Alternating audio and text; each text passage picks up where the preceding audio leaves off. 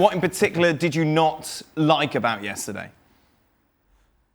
I mean, the first thing, and maybe Sid knows a bit more than me or than us about it, but why was Sergio Busquets on the bench? I mean, maybe he wasn't fit, and in that case, it would make sense, I guess. But then after the game, Valverde's assistant said it was a technical decision to leave him on the bench.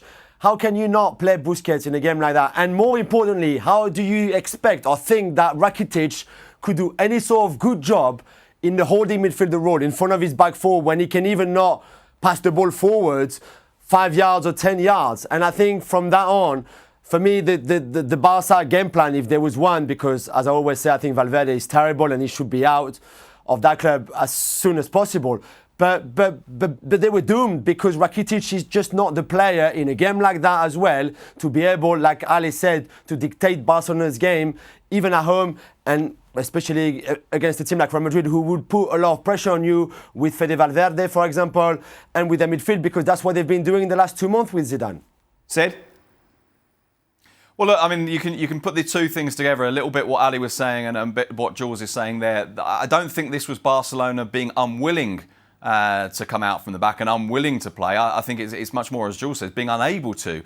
In terms of specifically the Busquets situation, something isn't clear here.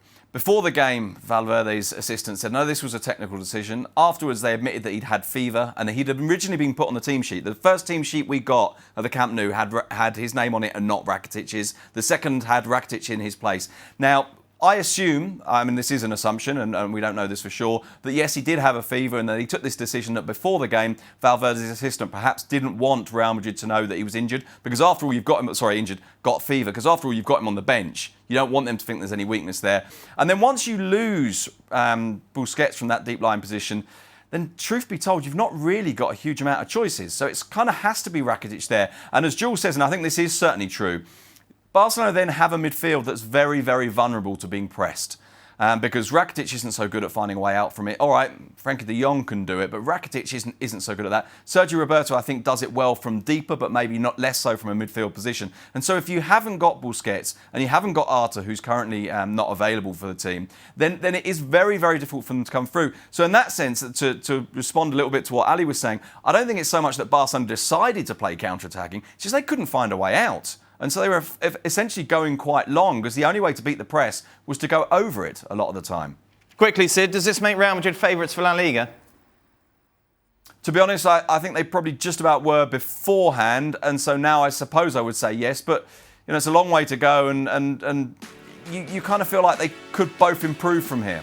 Of course, level on points, head-to-head, the differential when it comes to La Liga. Thanks so much for watching ESPN on YouTube. And for more sports highlights and analysis, be sure to download the ESPN app. And for premium content and live streaming, subscribe to ESPN+.